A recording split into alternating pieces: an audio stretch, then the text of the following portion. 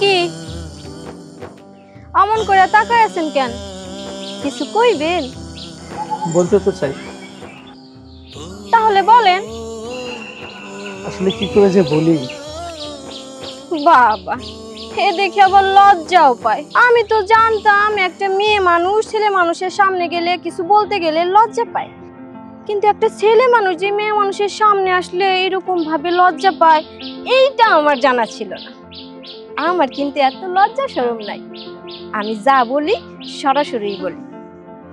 শুনেন, আপনারে না অনেক আগের থেকে আমার খুব ভালো লাগে, অনেক আগের থেকে আমি আপনারে ভালোবেসে ফেলছি। I love you.